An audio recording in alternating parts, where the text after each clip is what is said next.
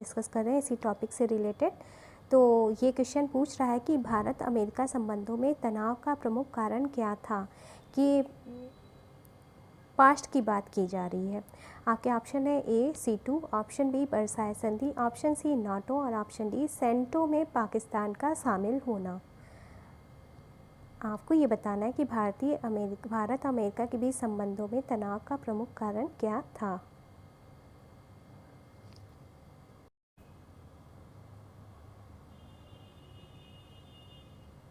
तो इस क्वेश्चन का राइट आंसर है ऑप्शन डी, पाकिस्तान का सेंटो में शामिल होना भारत और अमेरिका के मध्य संबंधों में तनाव का एक प्रमुख कारण था। नेक्स्ट क्वेश्चन है आपके सामने स्क्रीन पर कि भारत पाक संबंधों में अमेरिकी नीति कैसी थी। आपको ये बताना है कि भारत और पाकिस्तान संबंधों में, यानी ये जब भारत और पाकिस्तान के संबंधों की बात आती है तो इन दोनों संबंधों के बीच अमेरिका की क्या पॉलिसी थी, ये पास्ट की बात की जा रही है, करंट की बात नहीं की जा रही है। आपसे ये पूछा जा रहा है कि जब भारत और पाकिस्तान संबंध स्थापित हुए थे या भारत पाकिस्तान संबंधों में, या जब भी भारत और पाकिस्तान के बीच में से किसी को भी चूज़ करने की बात आती थी अमेरिका के संदर्भ में, तो अमेरिका की पॉलिसी क्या थी। आपके ऑप्शन है ए भारत समर्थक, ऑप्शन बी पाक समर्थक, ऑप्शन सी तटस्थ और ऑप्शन डी UN समर्थक। इस क्वेश्चन का राइट आंसर है ऑप्शन बी पाक समर्थक। भारत और पाकिस्तान के संबंधों के बीच जब भी चर्चा का विषय हुआ था तो अमेरिका जो है वो पाकिस्तान को ही समर्थन प्रदान करता था, क्योंकि उसको ये महसूस होता था कि पाकिस्तान जो है काफ़ी पिछड़ा हुआ देश है और उसकी तुलना में भारत जो है उसकी स्थिति पाकिस्तान से अच्छी है और कुछ हद तक आतंकवाद को प्रश्रय देने में, वो इनडायरेक्ट वे में आप कह सकते हैं, कुछ हद तक आतंकवाद को प्रश्रय देने में आर्थिक सहायता कुछ हद तक अमेरिका ने भी दी थी। ये बात हो रही है 1960s के पहले की, ठीक है। अमेरिका पाकिस्तान को जो भी आर्थिक सहायता प्रदान करता था उसका प्रयोग पाकिस्तान भारत के खिलाफ आतंकवाद को प्रश्रय देने में प्रयोग करता था, यानी आतंकवादियों के ये ट्रेनिंग देने में, आतंकवादियों को प्रोत्साहित करने में, आतंकवादियों को भारत के खिलाफ ट्रेनिंग देने में पाकिस्तान ये अमेरिका द्वारा प्राप्त किए गए धन का प्रयोग करता था, ताकि भारत में पाकिस्तान अस्थिरता पैदा कर सके आतंकवाद को प्रश्रय देकर। क्योंकि अमेरिका तो उसको आर्थिक सहायता पाकिस्तान को देता था, किस लिए, उसके विकास करने के लिए। पाकिस्तान चूँकि पिछड़ा हुआ देश था और गरीब भी था, तो अमेरिका ये आर्थिक रूप से पाकिस्तान को हर संभव सहायता करता था ताकि उसके देश की जनता, जो गरीब जनता है, उसकी कुछ मदद हो सके। लेकिन पाकिस्तान ने हमेशा उस धन का प्रयोग, जो आर्थिक मदद उसे प्राप्त होती थी अमेरिका से, उस धन का प्रयोग किस में करता था, आतंकवाद की फंडिंग में करता था। क्वेश्चन में आपसे पूछा जा रहा है कि कश्मीर मुद्दे पर अमेरिका ने किसका समर्थन किया था। कश्मीर की बात या कश्मीर की ये मुद्दे पर अमेरिका ने किसका समर्थन किया था। आपके ऑप्शन ए है भारत, ऑप्शन बी है पाकिस्तान, ऑप्शन सी है बांग्लादेश और ऑप्शन डी है चाइना। जब भी कश्मीर मुद्दे की बात होती थी तो अमेरिका ने किसका समर्थन किया, किस देश का समर्थन किया, आपसे ये पूछा जा रहा है। तो इस क्वेश्चन का राइट आंसर है ऑप्शन बी पाकिस्तान। अमेरिका ने पाकिस्तान का समर्थन हमेशा किया कश्मीर मुद्दे पर। नेक्स्ट क्वेश्चन है आपके सामने कि किस अंतर्राष्ट्रीय मुद्दे पर भारत का संयुक्त राज्य अमेरिका के साथ मत वैभिन्न नहीं है। आपको ये बताना है कि ये जो 4 ऑप्शन में जो मुद्दे दिए गए हैं वो अंतर्राष्ट्रीय मुद्दे हैं, तो इनमें से किस मुद्दे पर भारत का संयुक्त राज्य अमेरिका के साथ जो मत है वो अलग नहीं है। आपके ऑप्शन है, ऑप्शन ए दक्षिणी चीन सागर में चीन की उपस्थिति, ऑप्शन बी जलवायु परिवर्तन में वैश्विक देशों की जिम्मेदारी, ऑप्शन सी सीरिया में राजनीतिक अस्त्रों का विध्वंस और ऑप्शन डी उत्तरी कोरिया में नाभिकीय के अप्रचार। क्वेश्चन का आंसर सोच लीजिए आप लोग। ये वीडियो के अंत में आप लोग अपना स्कोर ज़रूर से कमेंट करिएगा। और ये सभी मोस्ट एक्सपेक्टेड क्वेश्चन है जो कि आपसे पूछे जा रहे हैं, या जो कि जिसका मैं आपसे प्रैक्टिस करवा रही हूँ। ये मोस्ट एक्सपेक्टेड क्वेश्चन है, इनकी इस टॉपिक से पूछे जाने की संभावना है आपके एग्ज़ाम में। तो इस क्वेश्चन का राइट आंसर है ऑप्शन बी।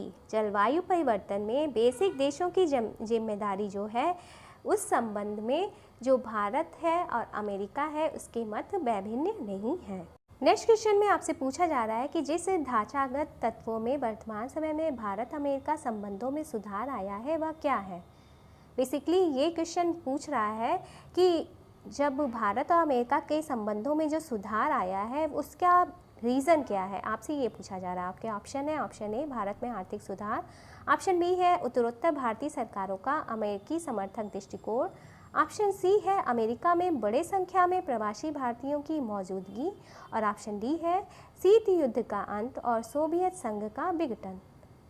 बताइए, वर्तमान समय में जो भारत और अमेरिका के संबंधों में सुधार आया उसका बेसिकली रीज़न क्या है, क्वेश्चन में यही पूछा जा रहा है आपसे।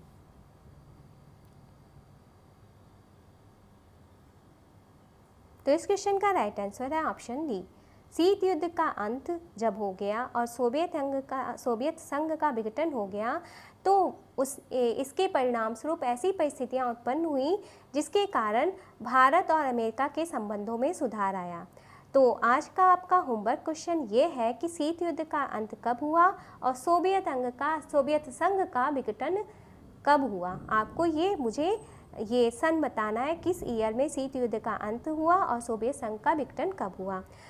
जो भी ये सब्सक्राइबर, जो भी वीडियो देखने वाला मुझे इस क्वेश्चन का आंसर कमेंट करेगा, मैं उसका नाम अगले वीडियो लेक्चर या प्रैक्टिस सेट में लूँगी। कल मैंने जो क्वेश्चन पूछा था उसका जवाब मुझे अभी तक किसी ने नहीं दिया है। तो अगर आप लोग कल का वीडियो लेक्चर भी देखेंगे, क्योंकि वो वीडियो देखना, कल का प्रैक्टिस सेट देखना आपके लिए बहुत ज़रूरी है, क्योंकि तभी आपको ये प्रैक्टिस सेट समझ में आएगा। ठीक है, तो दोनों ही प्रैक्टिस सेट में पूछे गए क्वेश्चन का आंसर मुझे जोर से दीजिएगा, तो उसका नाम मैं अगले प्रैक्टिस सेट में जोर से लूँगी। नेक्स्ट क्वेश्चन है आपके सामने स्क्रीन पर, चतुष्कोणीय वार्ता क्वाड निम्नलिखित में से कौन सा देश शामिल नहीं है।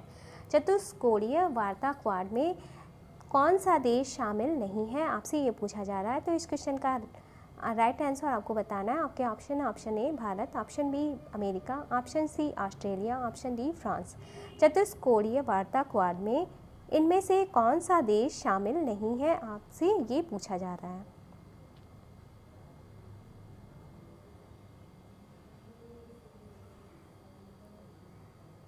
तो इस क्वेश्चन का राइट आंसर ऑप्शन डी। चतुष्कोणीय वार्ता क्वाड में फ्रांस शामिल नहीं है, बाकी भारत, अमेरिका और ऑस्ट्रेलिया इस चतुष्कोणीय वार्ता क्वाड में शामिल देश हैं। अब आपके दिमाग में ये बात तो उठी होगी कि ये चतुष्कोणीय क्वाड समूह हैं क्या। तो ये बेसिकली भारत, ऑस्ट्रेलिया, जापान और अमेरिका के क्वाड्स का एक समूह है जिसे क्वाड समूह जाना जाता है, क्वाड समूह के नाम से जाना जाता है। चतुष्कोणीय इसलिए क्योंकि इसमें 4 देश शामिल हैं, भारत, ऑस्ट्रेलिया, जापान और अमेरिका।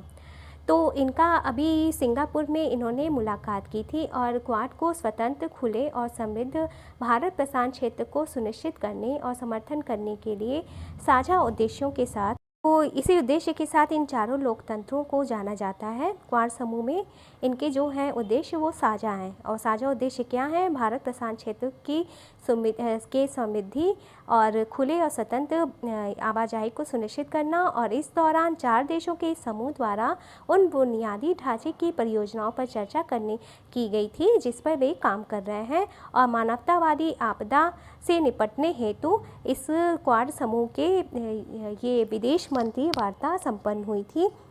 इसके उद्देश्य क्या है इसके बारे में भी आप लोग जान लीजिए।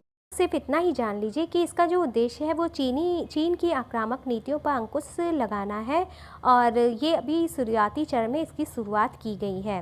और अगर ये वास्तविक रूप में धरातल पर उतरा तो चारों देशों की ये जिम्मेदारी होगी, और ये चारों देश अपनी साझेदारी से वैश्विक शक्ति समीकरण पर इसका गहरा प्रभाव पड़ेगा, और ये चारों देश एक दूसरे के हितों की रक्षा के साथ साथ परस्पर समृद्धि में भी अपना योगदान दे सकते हैं। तो बेसिकली आपके लिए इतना ही जानना जरूरी है, क्योंकि ये बहुत बड़ा टॉपिक नहीं है आपके कोर्स का, और ये इम्पॉर्टेंट नहीं। आप लोग ये केवल जान लीजिए जो क्वाड समूह है इनमें कौन से देश शामिल हैं, ठीक है, जो कि मैंने आपको बता दिया।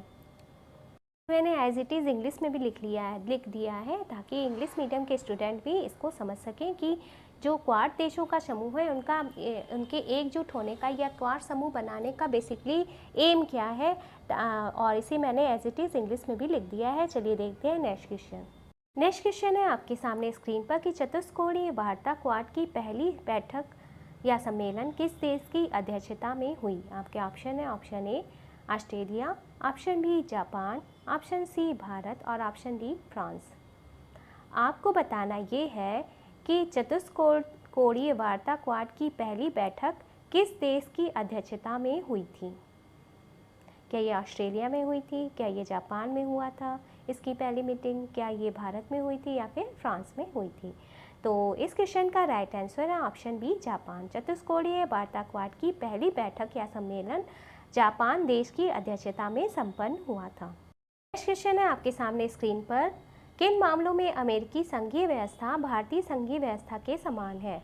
आपका जो पहला जो है, आपको इसका बेसिकली आंसर जो देना है कोर्ट की हेल्प से देना है। तो पहला है कथन कि केंद्र राज्यों के बीच शक्ति का विभाजन, दूसरा है नए राज्यों के निर्माण की प्रक्रिया, तीसरा कथन है न्यायपालिका की स्थिति, चौथा कथन है संघीय विधानमंडल में उच्च सदन में राज्यों का प्रतिनिधित्व। और आपके ऑप्शन ये कोड हैं, ऑप्शन ए है 1 2 3, ऑप्शन बी है 2 3, ऑप्शन सी है ओनली 3 और ऑप्शन डी है 4 और 3। आपको बताना है कि जो किन मामलों में अमेरिकी संघीय व्यवस्था भारतीय संघीय व्यवस्था के समान है, ये बताना है।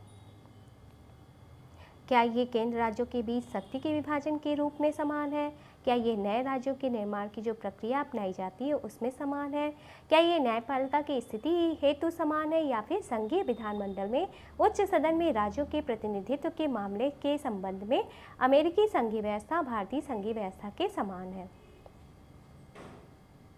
आप लोग चाहें तो वीडियो को पॉज कर लीजिए।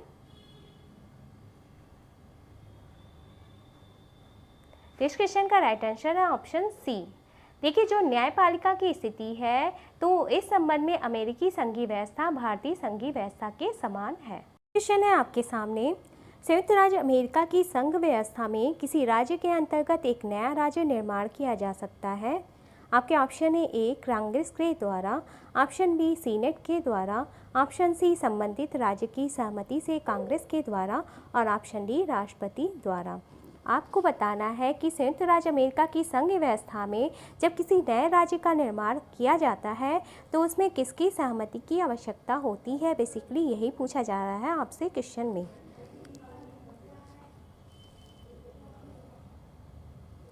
तो इस क्वेश्चन का राइट आंसर है ऑप्शन सी, संबंधित राज्य की सहमति से कांग्रेस के द्वारा जब कोई किसी नए राज्य का निर्माण किया जाता है अमेरिकी संघीय व्यवस्था में तो उसमें संबंधित राज्य की सहमति आवश्यक होती है और नए राज्य का निर्माण कांग्रेस के द्वारा किया जाता है संबंधित राज्य की सहमति से। क्वेश्चन है आपके सामने, भारत दक्षिण एशिया में सकारात्मक समरूपता का अनुसरण कर रहा है। ये बेसिकली जो कथन और असर्शन और रीज़न वाला होता है क्वेश्चन वही है।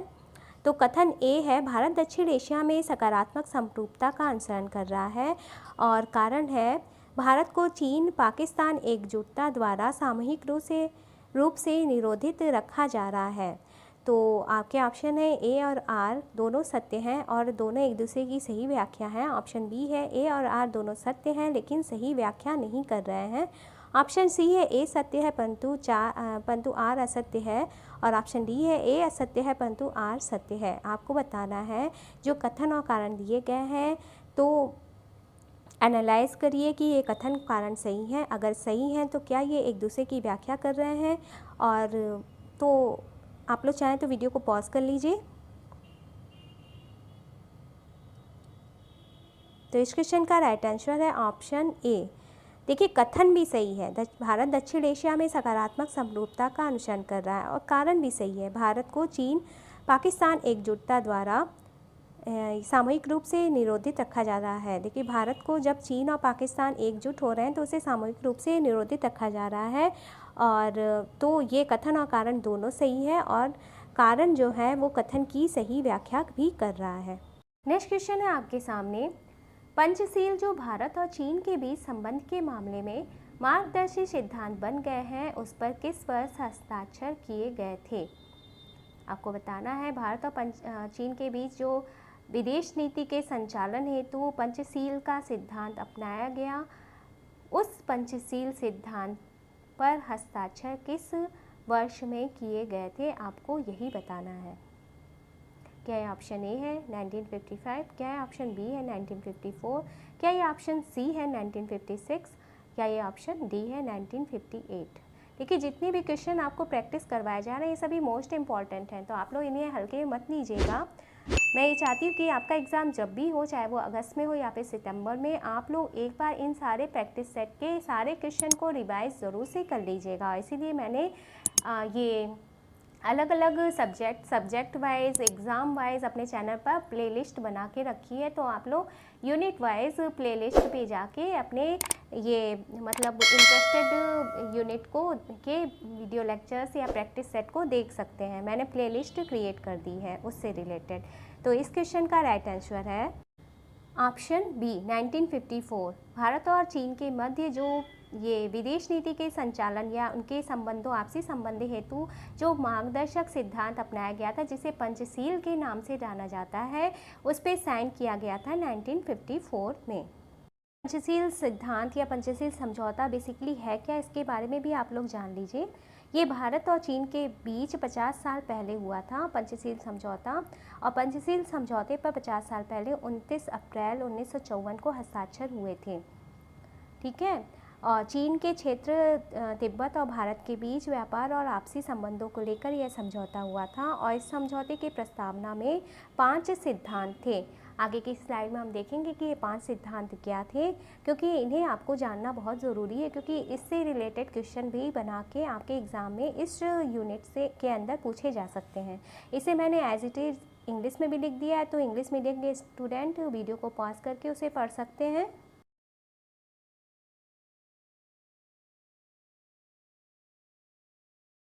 ये जो पंचशील के 5 सिद्धांत हैं उन्हें भी आपको जानना बहुत ज़रूरी है। तो इसमें से पहला सिद्धांत है एक दूसरे की अखंडता और संप्रभुता का सम्मान करना।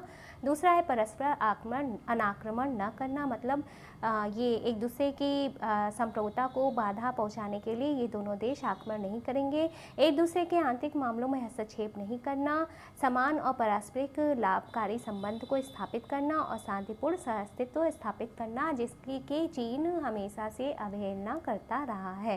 तो ये पंचशील के 5 सिद्धांत है। तो आपको ये जानना ज़रूरी इसलिए भी है क्योंकि इससे रिलेटेड क्वेश्चन ये ऑप्शन के रूप में बना के आपसे एग्ज़ाम में पूछा जा सकता है। तो ये आपको रटे होने चाहिए, टिप ऑफ द टंग होने चाहिए। तो क्योंकि 4 ऑप्शन में से 3 ये पंचशील का सिद्धांत दे देगा और एक ऑप्शन को डिफरेंट दे देगा, तो आपको उसमें से चूज़ करना होगा कि पंचशील का सिद्धांत इसमें से क्या नहीं है। इसे मैं एज इट इज़ इंग्लिश में भी लिख देती हूँ। इंग्लिश मीडियम के स्टूडेंट स्क्रीन को, वीडियो को पॉज करके इसे पढ़ सकते हैं और समझ सकते हैं मैंने अभी आपको क्या समझाया पंचशील सिद्धांत के बारे में। तो डियर फ्रेंड्स, आज के प्रैक्टिस सेट में इतने ही क्वेश्चन मैंने शामिल किए हैं, क्योंकि वीडियो ज़्यादा लंबा हो जाएगा तो ये बोरिंग हो जाएगा, और इसे मैं कंप्लीट करूँगी अगले वीडियो लेक्चर में। इस टॉपिक के सारे क्वेश्चन को मैं अगले वीडियो लेक्चर में कंप्लीट करूँगी या प्रैक्टिस सेट में कंप्लीट करूँगी। अगर आपको ये प्रैक्टिस सेट पसंद आ रहा है तो इसे आप अपनी तरह नेट JRF की तैयारी करने वाले स्टूडेंट्स में, स्कूल लेक्चरर की तैयारी करने वाले एस्पायरेंट्स में, और JNU या अन्य PhD एंट्रेंस एग्ज़ाम की तैयारी करने वाले एस्पायरेंट में, या फिर DSSB PGT या अन्य स्टेट के PGT एग्ज़ाम की तैयारी करने वाले स्टूडेंट्स या फ्रेंड्स में ये शेयर कर सकते हैं। शेयर करने के लिए आप लोग व्हाट्सएप ग्रुप, फेसबुक ग्रुप और टेलीग्राम ग्रुप का सहारा ले सकते हैं। उनमें ये मेरे प्रैक्टिस सेट को शेयर कर सकते हैं, बिकॉज शेयरिंग इज़ केयरिंग। और अगर आपको ये पसंद आ रहा है तो इसे लाइक करके मुझे मोटिवेट करिएगा, और चैनल पर नए आए हैं तो प्लीज़ सब्सक्राइब द चैनल। और thanks for watching the video, और अगले प्रैक्टिस सेट के साथ आपके सामने फिर से प्रस्तुत होंगी। तब तक के लिए बाय, टेक केयर।